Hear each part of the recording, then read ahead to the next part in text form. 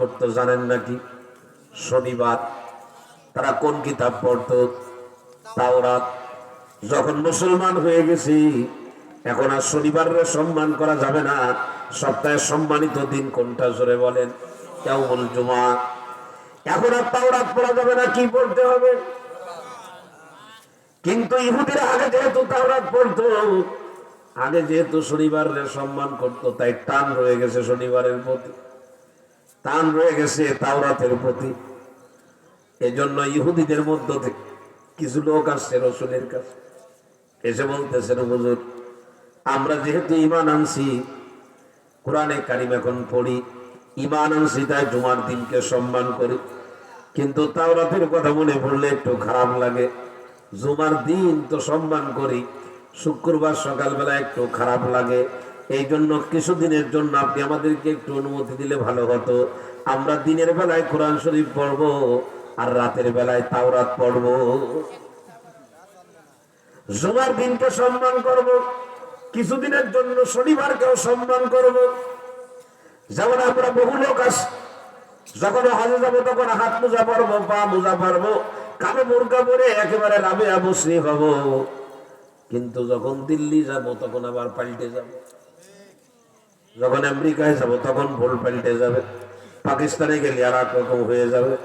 বলে বাংলাদেশে মুসলিম, আমেরিকায় গেলে আমি কি আল্লাহ পাক ভালো জানে আর আমি জানি। প্রিয় ভাইরা আমার, লোকজনের সামনে আমরা মুসলিম, কেউ যদি মারা যায় জানাজার নামাজের মধ্যে যখন আমরা হাজির হই তখন আমরা মুসলিম। কিন্তু আমাদের এলাকার ভিতরে গাজির গান দেওয়া হয়েছে, গাজির গানে যখন যাব তখন আবার আমি অন্য কিছু। উভয় সব, পানিতেও বাস করে জমিনেও বাস করে, কেউ প্রাণী আছে, কথা বলে না। ইমানদারের জীবন উভয় চর হতে পারবে না, ইমানদার এক চর হবে, সেটা হলো ইসলাম। আল্লাহ নবীকে যখন এই প্রশ্ন করলো, নবীজি চুপ হয়ে গেলেন। এই জাতীয় প্রশ্ন আগে কোনোদিন নবীজির কাছে আসে নাই। কোরআনে কারিমের সূরাতুল বাকারার আয়াত নাযিল হয়ে গেল। এ আমার যুবক বন্ধুরা, জানি না কোন সময় কার হায়াতের চাকা বন্ধ হয়ে মাটির কবরে কোন সময় চলে যাওয়া লাগে। এমন কোন দিন নাই যেদিন মাটির উপরের মানুষ মাটির নিচে যায় না, আমরা রাখি না। শুধু আমি মনে হয় বাকি আছি, জানি না আগামীকালকে আমারে নিয়ে যাওয়া হবে কিনা। আমি হাত জোড় করে বলি, নিজের আকীদা বিশ্বাসকে সঠিক বানান, ইমানের দাবি পূরণে সচেতন হয়ে যান। ওরা যখন এই প্রস্তাব করলো, নবীজি চুপ হয়ে গেছেন, কোনো জবাব দেন না। ঠিক ওই সময় হযরতে জিবরাইল আলাইহিস সালাম সূরাতুল বাকারার যে আয়াত তেলাওয়াত করছি, 2 নম্বর পারার 11 নম্বর পৃষ্ঠার মাঝামাঝি আছে, এই আয়াত নিয়ে হযরতে জিবরাইল আলাইহিস সালাম আগমন করলেন। আয়াতের মধ্যে আবার আল্লাহ বলেন, ইয়া আইয়ুহাল্লাযীনা আমানু দুখুলু ফিস-সিলমি কাফা। হে ঈমানদারেরা, যারা ঈমান আনছো, খবরদার খবরদার ভাগাভাগি করবা না, বরং রাত দিন 24 ঘন্টার জিন্দেগি ইসলামের হুকুমের মধ্যে ঢুকে যাও। ওয়ালা তাত্তাবিউ খুতুওয়াতিশ শাইতান, খবরদার শয়তানের পদঙ্ক অনুসরণ করা যাবে না। ইন্নাহু লাকুম আদুউম মুবিন, শয়তান হলো তোমাদের সুস্পষ্ট শত্রু। আংশিক ঢুকবেন না পুরো ঢুকবেন? পারি না, শয়তান ধোঁকা দেয়, ক্ষমাযোগ্য। শয়তান তো ইমানদাররাই ধোঁকা দেবে না, অন্য কাউরে দেবে? শয়তান কি কাফেররে ধোঁকা দেয়?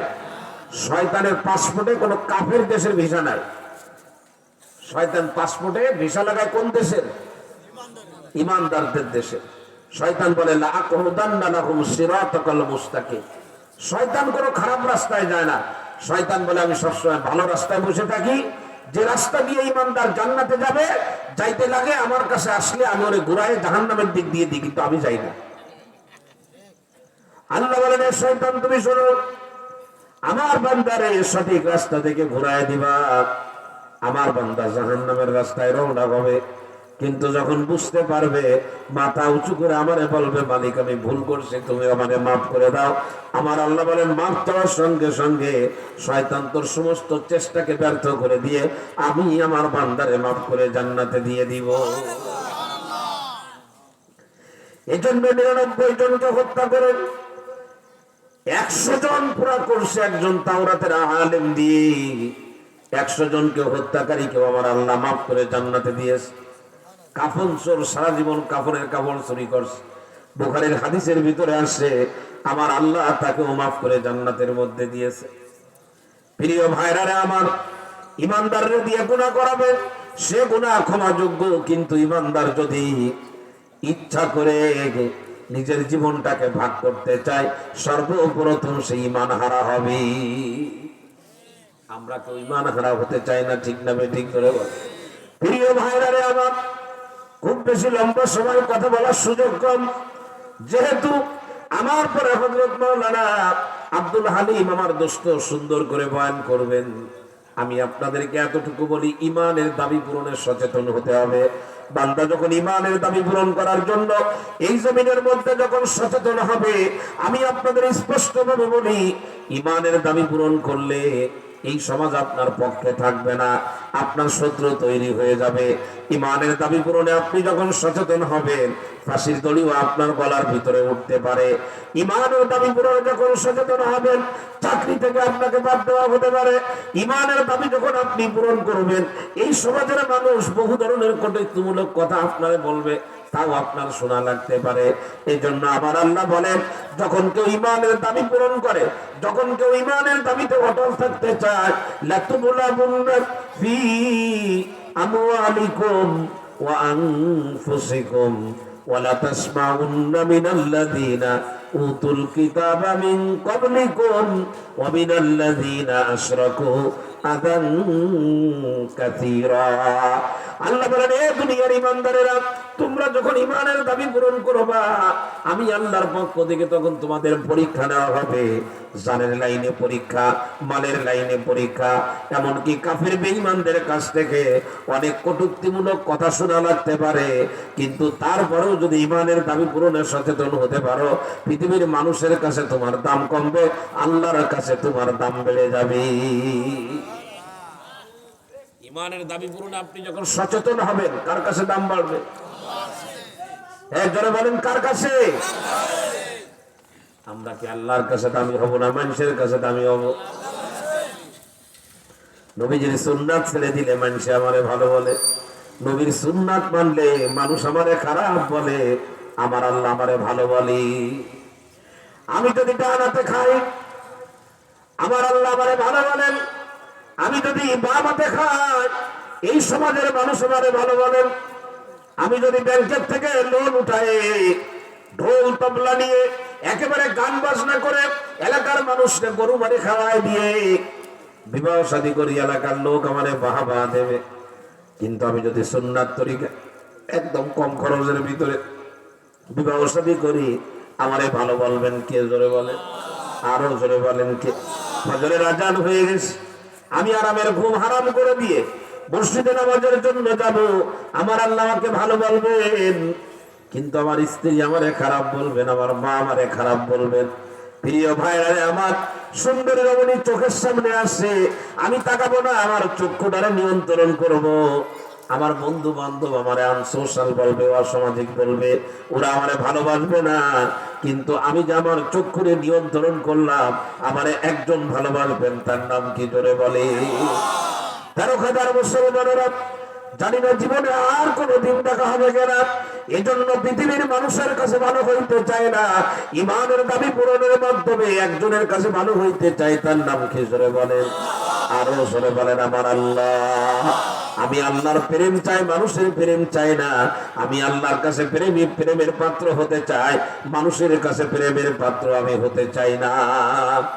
আপনি ইসলামের কথা বলবেন, ইন্ডিয়া আপনার শত্রু হয়ে যাবে। ইসলামের কথা বলবেন, আমেরিকা আপনার শত্রু হয়ে যাবে। আপনি ইসলাম নিয়ে চলতে চাবেন, নারায়ে তাকবীর আল্লাহু আকবারের স্লোগান দিবেন, কাফের বেঈমানেরা আপনারা আর চোখে তাকাবে। কিন্তু আপনি যদি ইসলামের উপরে চলেন, নারায়ে তাকবীর আল্লাহু আকবার, আল্লাহর বরত্বের ঘোষণা যদি জবান দিয়ে দেন, এই জমিন আপনার শত্রু হবে, কিন্তু কুল কায়নাতের মালিক, আসমানের মালিক, জমিনের মালিক আমার আল্লাহ আপনার বন্ধু হয়ে যাবে। তো আমরা কার সন্তুষ্টি চাই? বলেন, কার সন্তুষ্টি চাই? আল্লাহ। হযরত মাওলানা আশরাফ আলী থানভী রহমাতুল্লাহ আলাইহির ছোট্ট একটা ওয়াকে আপনাদেরকে শোনাইতে পারি। ট্রেনের মধ্যে সফর করতেছেন, ট্রেনের সঙ্গে খাদেম আছে, দীর্ঘ লম্বা পথ সফর করবেন। প্রতিমধ্যে ট্রেনের ভিতরে পূর্বে অনেক আগের এক বন্ধুর সঙ্গে দেখা হয়ে গেছে।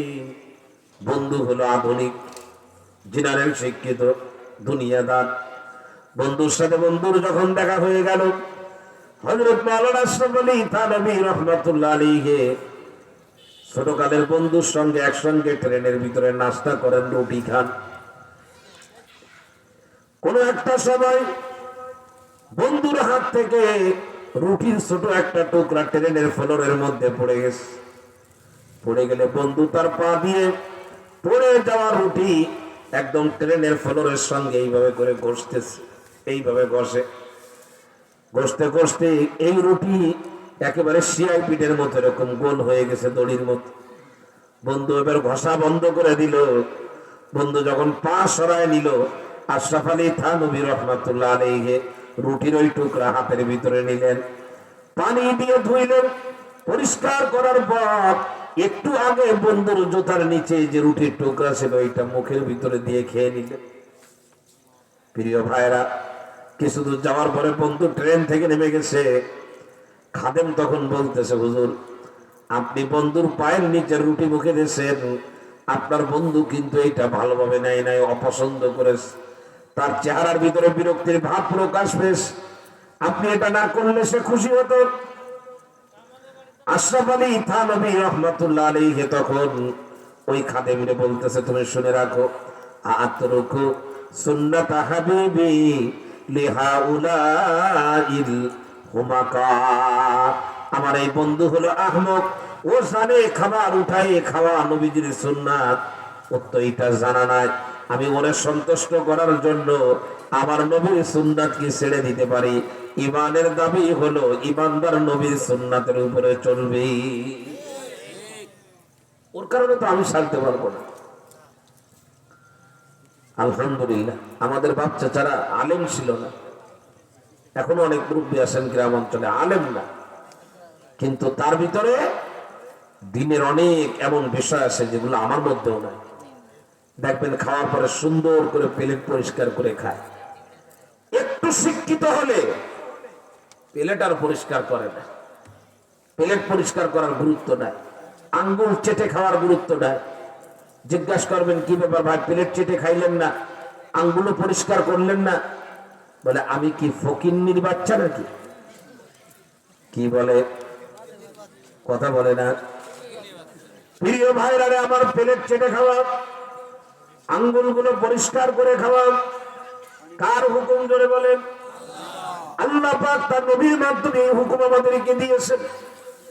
কথা বুঝাইতে পারি নাই মনে, এই বোঝেন নাই কথা। এখন আপনি কারে সন্তুষ্ট করেন? হোটেলের ভিতরে যা খায় তার থেকে বেশি নষ্ট করে, ঠিক না ঠিক? জোরে বলে। চার দোকানে যায়, সাগলাদা বাজারে, চার দোকানদাররে যে বলে চা কম দিলে হবে না, কাপ ভরে চা দিবা। দোকানদার মনে মনে বলে, চা কাপ ভরে দিতে গেলে বেশি টাকা লাগে না, শুধু একটু পানি দিতে হয়, কলের পানি। একদম এক কাপ চা বানায় দিল, চিনি দিয়ে সুন্দর করে এক কাপ চা ধরায় দিল। এই বেচারা চায়ের কাপের অর্ধেক চা খাওয়ার পর বাকি অর্ধেক টেবিলের নিচে ছুঁড়ে মারলো, অথবা কাপের ভিতরে রেখে চলে গেল। জিজ্ঞাসা করা হলো, কি ব্যাপার, চাইলেন এক কাপ, খাইলেন হাফ কাপ, বাকিটা নষ্ট করলেন, ব্যাপার কি, খাবেন না আপনি? বলে, আমি কি কয়রা পাইকাসার লোক নাকি যে পুরাটা খাবো? কি বলে, কথা বলে না, কথা বলে। বলেন, ইমানের দাবি পুরাটা খাওয়া নাকি অর্ধেক নষ্ট করা? সুবিধা অসুবিধা থাকতে পারে, সেটা ভিন্ন জিনিস, সেইটা আলাদা কথা। কিন্তু ট্র্যাডিশন বানায় নিবেন, খাবেন অর্ধেক, নষ্ট করবেন অর্ধেক, এইটা ইমানের সাথে যায় না। ইমানের দাবি হলো খাবার পরিপূর্ণ রূপে খাওয়া, পরিষ্কার করে খাওয়া। প্রিয় ভাইরা রে আমার, ইমানের দাবি যখন পূরণ করবেন, আল্লাহর কাছে প্রিয় হবেন, গ্রহণযোগ্য হবেন, এই জমিনের ভিতরে আপনার গ্রহণযোগ্যতা কমবে। কিন্তু শুনে রাখেন, আল্লাহ যদি গ্রহণযোগ্যতা আল্লাহর গ্রহণযোগ্য হয়ে যান, আল্লাহর নজরে যদি ভালো হতে পারেন, এই দুনিয়ার মানুষ আপনারে ভালো না বললেও কোনো দুঃখ নাই। আমার আল্লাহ আপনাকে এই ইহকাল পরকাল উভয় জায়গায় সফলতা দান করে দিবে। ইমানের দাবি পূরণ করবেন তো ইনশাআল্লাহ? হ্যাঁ, করবেন তো ইনশাআল্লাহ? আজান হয়ে গেছে। ইমানের দাবি দোকানে বসে থাকা না মসজিদে যাওয়া? আমি বড় হয়েছি, প্রাপ্তবয়স্ক হয়েছি। ইমানের দাবি পর্দার সাথে চলা। কি করা? কথা বলেন। ইমানের দাবি আপনাকে পূরণ করতে হবে। আপনি যখন ইমানের দাবি পূরণ করবেন, আপনার ইমান সতেজ হবে, মজবুত হবে, শক্তিশালী হবে। আপনি ইমানের স্বাদ আপনার ভিতরে অনুভব করতে শুরু করবেন। কিন্তু আমরা তো হাত পা এগুলো নষ্ট না হোক হেফাজতের জন্য যথেষ্ট সচেতন আমরা, কিন্তু ইমানের ব্যাপারে কোনো কি নাই, কোনই নাই। ইমান আছে কিনা? ইমান আছে কিনা? আল্লাহ নবীকে এক সাহাবী প্রশ্ন করেছিলেন, ইয়া রাসূলুল্লাহ, ইমান আছে কিনা বুঝবো কিভাবে? তো আল্লাহ রসুল বললেন, ইমান আছে কিনা বোঝার উপায় হলো, সাগলাদার মুসলমানের হাদিসটা একেবারে গলার মালা বানান, পুরো বড়িরে কান বানায় শোনেন। নবী বললেন, ভালো কাজ করলে যদি তোমার ভালো লাগে, ভালো কাজ করলে যদি তোমার ভালো লাগে, ভালো কাজ দেখলে যদি তোমার ভালো লাগে, ভালো মানুষ দেখলে যদি তোমার ভালো লাগে, ভালো কথা শুনলে যদি তোমার ভালো লাগে, আর খারাপ কাজ করলে যদি তোমার খারাপ লাগে, খারাপ মানুষ দেখলে যদি খারাপ লাগে, খারাপ পরিবেশ দেখলে যদি খারাপ লাগে, ভালো যদি তোমাকে আনন্দ দেয় আর খারাপ যদি তোমার কষ্ট দেয়, আমি নবী মুহাম্মদ বলে দিলাম, ফা আনতা মুমিন, তুমি হলে একজন ঈমানদার। এখন আমার কি ভালো কাজ করলে ভালো লাগে? কয় না হুজুর, কিছু তো বুঝি না। খারাপ কাজ করলে খারাপ লাগে? কয় না, তাও তো বুঝি না। ফজরের নামাজ পড়তে পারছি, কিছু মনে হয় না। ফজরের নামাজ পড়ি না, তাও কিছু মনে হয় না। তার মানে আমার ঈমান প্যারালাইজড রোগীর মতো হয়ে গেছে। চাপ দিলেও খুশা দিলেও টের পায় না। ঠিক না বেঠিক? জোরে এই মান নিয়ে কবরে গেলে কি হবে অবস্থা? কি হবে অবস্থা? সুতরাং কথা বাড়াবো না। আমি যে আয়াত পড়েছি সে আয়াতের উপরে একটু কথা বলে যাই। আয়াতটা শেষ করব কথা বলে, আয়াতের বাংলা অর্থ এবং একটু একটু কথা বলেই শেষ করে যাব। আমার সময় 10:30 পর্যন্ত। আমি 9:30টায় শুরু করেছি, 1 ঘন্টা টাইম। একটু খেয়াল করে যে আয়াতটা পড়েছিলাম সূরাতুল কাহফের 28 নম্বর আয়াত। তো ইমানের দাবি অনেকগুলো কথা বললাম। এখন এই আয়াতের মধ্যে যেটা আছে এটা বলেই শেষ করবো। এটা মনে রাখবেন, বাকিগুলো ভুলে গেলে অসুবিধা নেই। ইমানের দাবি হলো, হাদিসের ভিতরে নবী বলেছেন, লা তুসাহিব ইল্লা মুমিনা। ইমানের দাবি হলো, ইমানদার ছাড়া কাউরে বন্ধু বানানো যাবে না। বলেন, বলেন না বাবা, একটু বলেন, সবাই বলেন। ইমানদার ছাড়া কাউকে বন্ধুরঙ্গ বন্ধু বানানো যাবে না। এখন ইমানদাররা কি আমার বন্ধু নাকি বেঈমান আমার বন্ধু? নামাজি ছাড়া কাউরে বন্ধু বানানো যাবে না, রোজাদার ছাড়া কাউরে বন্ধু বানানো যাবে না, ইসলাম মানে না তারে বন্ধু বানানো যাবে না। যারা ঈমান এবং ইসলামের সঙ্গে চলে এদেরকে দূরে সরানো যাবে না, এদেরকে কাছে বসাইতে হবে, এদের সঙ্গে সিনা মিলাইতে হবে, এদেরকে বন্ধু হিসাবে গ্রহণ করতে হবে। আয়াত দিয়ে তার প্রমাণ, ইসলামের একদম শুরু যুগের কথা। আল্লাহর নবী কুরাইশের কাফেরদেরকে বললেন, আমি আপনাদের সন্তান, আমি কালেমা লা ইলাহা ইল্লাল্লাহ মুহাম্মাদুর রাসূলুল্লাহ এটার দাওয়াত দিচ্ছি। আপনারা মানবেন কি মানবেন না সেইটা পরের ব্যাপার, কিন্তু আমি যে কালেমার দাওয়াত দিচ্ছি আপনাদের সন্তান হিসেবে আমি কি এইটুকু দাবি করতে পারি না যে আপনারা আমার কথাগুলো একটু শুনবেন? আমার একটা বারের জন্য সুযোগ করে আমার কথাগুলো শোনেন।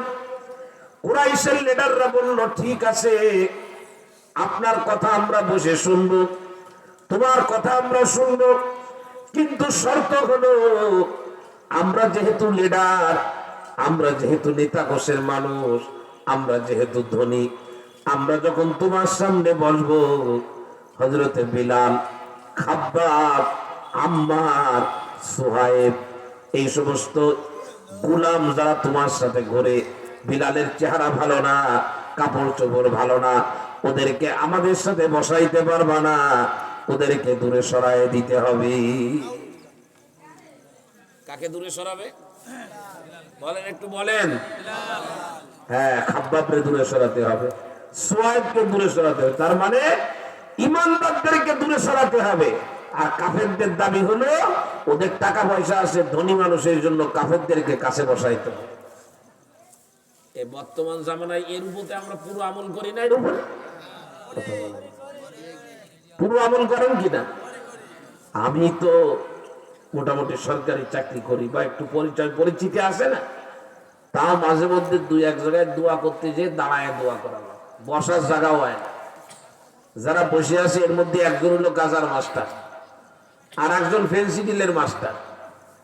তাদের সম্মান, কোরআনের বাহকের কোনো সম্মান নাই, হাফেজের সম্মান নাই, আলেমের সম্মান নাই, দাড়িওয়ালা টুপিওয়ালার সম্মান নাই, দিনের উপরে চলে তার কোনো সম্মান নাই, ফাসিক ফুজ্জারদের সম্মানের কোনো অভাব নেই। হাদিসের ভিতরে নবী বলেন, জমিনের ভিতরে যখন কোনো ফাসিককে সম্মান করা হয় তখন আরশ কাঁপতে থাকে। কথা বলে না? আমি এখানে বয়ানে আসছি না, আগামীকালকে যদি আপনাদের এলাকায় কোনো গরু চোর থেকে থাকে, আশা করা যায় নাই, গরু চোরের নাম্বার 1 গরু চোর, স্বীকৃত গরু চোর, তার সাথে যদি সাগলাদা বাজারে আমারে দেখেন গলায় গলায় মিল, বৈকাল বেলায় পুরো টাইম তার সাথে ঘুরতেছি, আপনারা আমার ব্যাপারে কি মন্তব্য করবেন বলেন? যে এই লোক সুবিধা। আপনি জমিনের ভিতরে নামাজি বাদ দিয়ে বেনামাজির সঙ্গে চলেন, জমিনের ভিতরে আপনি কোরআনের আইনের কথা যারা বলে তাদেরকে বাদ দিয়ে কোরআনের বিপক্ষে যারা, তার সঙ্গে আপনি চলেন। বলেন কোন জায়গায় খবর হয়ে যায়? জোরে বলেন। আল্লাহর নবীকে যখন কুরাইশের কাফেররাই প্রস্তাব দিল, নবীজি মনে মনে চিন্তা করলেন, ঠিক আছে, কুরাইশদেরকে কাছে বসাবো, খাব্বাব, বিলাল, আম্মারকে দূরে সরায় দেব। মনে মনে চিন্তা করেছেন। আমার আল্লাহ বলেন, না না না, হে নবী, ইমানের দাবি এইটা না, ইমানের দাবি হলো বিলাল বসবে কাছে, কাফের বসবে দূরে। এই জন্য কোরআনের আয়াত নাযিল হয়ে গেল, ওয়াসবির নাফসাকা মা'আল্লাযীনা ইয়াদউনা রাব্বাহুম বিল গাদাতি ওয়াল আশিয়্যি ইউরিদুনা ওয়াজহাহু। আল্লাহ রাব্বুল আলামিন বলেন, হে নবী, আপনি আপনাকে মিলায় রাখবেন, আপনি আপনাকে সংযুক্ত রাখবেন তাদের সঙ্গে যারা রাত দিন 24 ঘন্টা আল্লাহর সন্তুষ্টির জন্য আল্লাহর গোলামি করে। কার গোলামি করে বলে?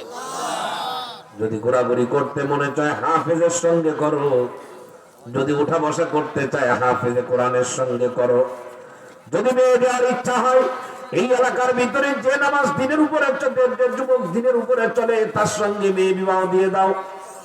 যদি তুমি মেয়ে তালাশ করো, এই এলাকার ভিতরে ওই মেয়েটা তালাশ করো যে মেয়ে দিনের উপরে চলে।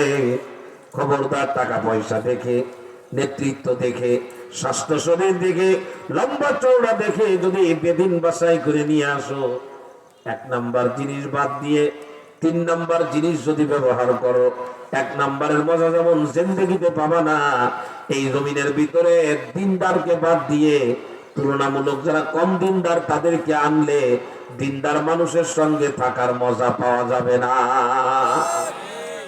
সুতরাং আমি যাই করি না কেন, আমার কাজ হলো আমি দিনদারদের সঙ্গে থাকবো। কাদের সঙ্গে? জোরে বলেন। সমাজের যে যুবক নামাজ পড়ে, ওই যুবক আপনার চোখের একেবারে শীতলতা, ওর সঙ্গে আমি উঠা বসা করবো। যে নারী পর্দা করে তার সঙ্গে উঠা বসা করবো। আমার আল্লাহ বলেন ওয়ালা তাদু আইনা কানুহুম তুরিদু জিনাতাল হায়াতিদ দুনিয়া। দিনদারদের সঙ্গে চললে হয়তো দুনিয়া একটু কম হবে, কিন্তু দুনিয়া পাওয়ার আশায় খবরদার দিনদারদের থেকে নজর সরায় নিবা না। এরপরে আমার আল্লাহ বলেন ওয়ালা তুতি'উ মান নাগফালনা কলবাহু আন যিকরিনা ওয়াত্তাবা হাওয়াহু ওয়া কানা আমরুহু ফুরতা। যারা আমার জিকির করে না, আমি আল্লাহর হুকুম মানে না, যারা দ্বীনের উপরে চলে না, ইসলাম যারা ফলো করে না, কোরআনের আইন যারা মানতে চায় না, খবরদার তারা যদি আপনাকে কোনো হুকুম দেন, হে নবী আপনি তাদের হুকুম মানবেন না, তাদের হুকুম আপনি তামিল করবেন। কথা বুঝাইতে পেরেছি? আয়াতের দ্বারা কি বুঝাইলেন? যে কুরাইশের লিডারদের কাছে বসাবেন আর বিলালকে দূরে সরাই দেবেন? বলেন না। এজন্য আপনাদের কাছে আমার হৃদয় নিংড়ানো দাবি, ইমানের স্বার্থে। কিসের স্বার্থে বলেন? কথা বলেন। ইমানের স্বার্থে আপনি আলেম গায়রে আলেম, কলেজে পড়েন, বিশ্ববিদ্যালয়ে পড়েন, রাজনীতি করেন, ব্যবসা করেন, অসুবিধা নেই, কিন্তু ইমানের স্বার্থে আপনার ঘোষণা হবে আমি ইমানদার ছাড়া কারোর সঙ্গে আমি বন্ধুত্ব করব না। সুতরাং আপনার বন্ধুত্ব পেতে গেলে সবাই কি হওয়ার চেষ্টা করবে বলেন? কথা বলে না? আপনি বলেন ইমানদার ছাড়া আমি মেয়ে বিবাহ দেবো না, এলাকার যুবকরা তখন কি বেঈমান হওয়ার চেষ্টা করবে না ইমানদার হওয়ার চেষ্টা করবে? আপনি বলেন ইমানদার আমলওয়ালা ছাড়া আমি কোনো মেয়েকে বিবাহ করব না, তখন মেয়েরা পর্দা করবে, ইমানের উপরে চলবে, ইসলামের উপরে চলবে, নাকি বেহায়া হয়ে যাবে? সুতরাং আমি আর আপনি যদি আমাদের চাহিদাকে ডেভেলপ করি, তো এই সমাজের মানুষ তখন ভালো হওয়ার জন্য প্রতিযোগিতা করবে। আল্লাহ তাআলা আমাদের সকলকে বুঝার তৌফিক দান করেন, আমরা যেন ইমানের হেফাজতের ব্যাপারে যত্ন নিতে পারি, কারণ ইমানের থেকে শ্রেষ্ঠ নিয়ামত আর নাই। আমি আপনাদেরকে একটু বলে দিয়েই শেষ করে দিচ্ছি। আজকে আমি হাদিস ছাত্রদেরকে পড়াইছি, মুসলিম শরীফের হাদিস, দাজ্জালের আবির্ভাবের কথা। দাজ্জাল আসবে, হযরতে ঈসা আলাইহিস সালাম আসবেন, দাজ্জাল বিলুপ্ত হবে, ঈসা আলাইহিস সালাম অনুসারীদেরকে নিয়ে থাকবেন। এই জমিনের মধ্যে ইয়াজুজ এবং মাজুজের আবির্ভাব হবে, ইয়াজুজ এবং মাজুজ সব নষ্ট করে দিবে। একটা পর্যায়ে হযরত ঈসা আলাইহিস সালামের অনুসারীরা পাহাড়ের উপরে উঠবেন। আল্লাহ তাআলা বিশেষ এক কুদরতি শক্তি দিয়ে ইয়াজুজ মাজুজ সবাইকে আল্লাহ তাআলা ধ্বংস করে দিবেন। এরপরে একটা সুন্দর বাতাস প্রবাহিত হবে, এই বাতাস হযরত ঈসা আলাইহিস সালাম এবং তার অনুসারীদের গায়ে লাগবে। তো ইমানদার এবং মুমিন বান্দারা সবাই ওই সুন্দর ঘ্রাণওয়ালা বাতাস পাওয়ার পরে সবাই মারা যাবে। মারা যাওয়ার পরে জমিনের মধ্যে শুধু বাকি থাকবে সারারুন নাস, নিকৃষ্ট মানুষেরা বাকি থাকবে, একটা লোক বা ভালো বাকি থাকবে না। তখন আল্লাহ তাআলা দুনিয়াতে কিয়ামত দিয়ে দিবে। যতদিন ইমানদার বান্দা থাকবে ততদিন দুনিয়াতে কি হবে না বলে? কিয়ামত হবে না, সূর্য উঠবে, সূর্য ডুববে। তো এই হাদিস আজকে ছাত্রদেরকে পড়ায় ওদেরকেও বলতেছিলাম যে দেখো, যদি আমরা আমাদের ইমানের ব্যাপারে যত্ন নেই, তো এইটা আসমানের প্রতি যত্ন নেওয়া হবে। ইমানের ব্যাপারে যত্ন নেব, তো এটা জমিনের ব্যাপারে যত্ন হবে। ইমানের যত্ন নেব, তো বৃক্ষের যত্ন হবে। কেন? যতদিন পর্যন্ত ইমানদার আছে, তো বৃক্ষগুলো ঠিক থাকবে। ইমানদার আছে, আসমান ঠিক থাকবে। ইমানদার আছে, জমিন ঠিক থাকবে। ইমানদার আছে, সাগরের পানিতে জোয়ার আর ভাটা হবে। ইমানদার আছে, ক্ষেতের ভিতরে ফসল হবে।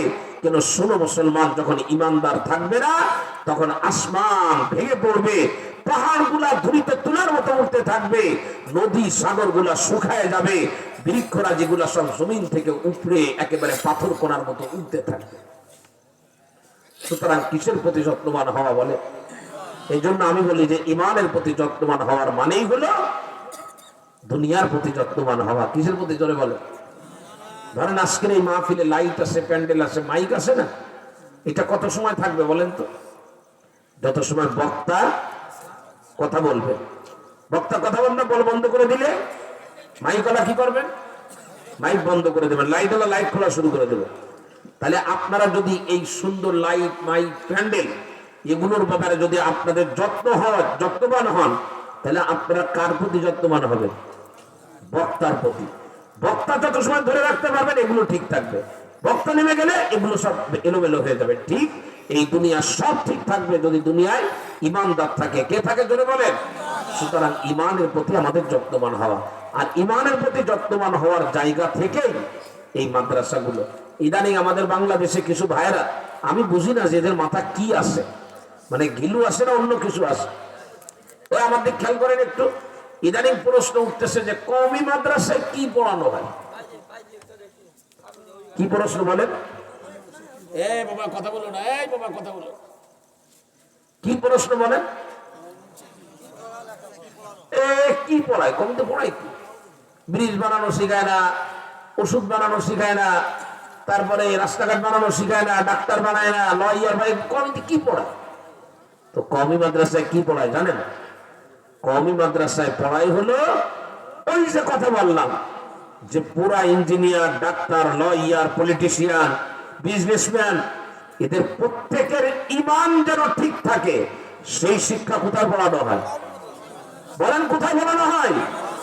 সুতরাং কওমি মাদ্রাসার উলামায়ে কেরাম যদি ঈমানের হেফাজতের এই শিক্ষা যদি বন্ধ হয়ে যায়, কওমিতে যদি না থাকে, জাতি ধ্বংস হবে। ইঞ্জিনিয়ার আসমান ধরে রাখতে পারবে না, লয়ার জমিন ঠিক রাখতে পারবে না, পুরা দুনিয়ায় কিয়ামত হয়ে যাবে। মুসলিম শরীফের হাদিস, যতদিন জমিনে একজন ইমানদার থাকবে যার মুখ দিয়ে আল্লাহ বের হয়, ততদিন পর্যন্ত কিয়ামত হবে না। এই কওমি মাদ্রাসাগুলো ধরে রাখার দরকার আছে না নাই? হ্যাঁ আছে না নাই বলেন? আপনি, আমি তো বিশ্ববিদ্যালয়ের ইমাম, বিশ্ববিদ্যালয়ে পড়ছি, আমার একটা হিসাব কিতাব আছে না, অনার্স মাস্টার্স পাস করে যায়, সে ইমানের ব্যাপারে একটা কথাও সে জানে না। অনার্স মাস্টার্স পাস করে, কিছু আলহামদুলিল্লাহ ভালো আছে, তবলিগের সাথে চলে, চরমনার সাথে চলে, আমাদের সাথে উঠা বসা করে। যে ছেলে পেলে মসজিদে যায় না, আলেমদের সাথে চলে না, ওর ইমানের কি অবস্থা বুঝাইতে পারি নাই মনে হয়। অনার্স মাস্টার্স শেষ করতেছে, কিন্তু তার অবস্থা কি? তার অবস্থা হলো বুয়েট থেকে ইঞ্জিনিয়ারিং পাস করছে, সরকারি কাজে রডের পরিবর্তে ঢালার ভিতরে কলসি দিয়ে দিচ্ছে, এই হলো তার অবস্থা। ডাক্তার মরা রোগীরে লাইফ সাপোর্টে রেখে ওই মরা লাশের রোগীর মানুষের কাছ থেকে টাকা কামাই করতেছে। কথা বুঝাইতে পারি নাই মনে হয়। রাজনীতির নামে একজন আর একজনের রক্ত প্রবাহিত করতেছে, এক ভয়াবহ পরিস্থিতি বাংলাদেশ। সুতরাং আমাদের দাবি হলো যে এদেশের শিক্ষা ব্যবস্থাকে ইমানের ব্যাপারে মানুষ যাতে যত্নবান হয় সেভাবে সাজানো দরকার। আমরা একদিন বয়ান করে কত বুঝাবো? আমি এই যে সমান তালে 1 ঘন্টা ধরে বুঝালাম। আল্লাহ আমারও বোঝার তৌফিক দান করে। আমরা ইমানের ব্যাপারে যত্নবান হব। সেই জায়গা থেকে আপনাদের মাদ্রাসার 77তম মাহফিল, তার মানে এই মাদ্রাসার বয়স কত? 77 বছর তো হবে, আরো বেশি ছাড়া কম না। তো এই মাদ্রাসাটাকে সুন্দরভাবে গড়তেছেন আলহামদুলিল্লাহ আমাদের হযরত মাওলানা মুফতি মফিজ সাহেব ভাইজান, আমাদের সিনিয়র, খুলনা দারুল উলুমের ভালো মানুষ একজন, মাদ্রাসা পরিচালনার যোগ্যতা যথেষ্ট তার রয়েছে। তার নিজের বাড়ি একটা মাদ্রাসা আছে না? কি মাদ্রাসা? নেবু দিয়া, কি দিয়া, এরকম কি একটা আছে না? তো এই কমিটির ভাইয়েরাও অনেক ভালো আলহামদুলিল্লাহ। তো সবাই মিলে মাদ্রাসাটাকে সামনে এগিয়ে নেওয়ার চেষ্টা করতেছে। আশা করা যায় এই মাদ্রাসা দাওরায়ে হাদিস মাদ্রাসা হবে ইনশাআল্লাহ। বাকি যে পর্যন্ত আছে ছোট বাচ্চাদেরকে ফাউন্ডেশন মজবুত করার জন্য যথেষ্ট ভূমিকা আলহামদুলিল্লাহ আছে। তো এই জন্য আমি আর কথা বাড়াবো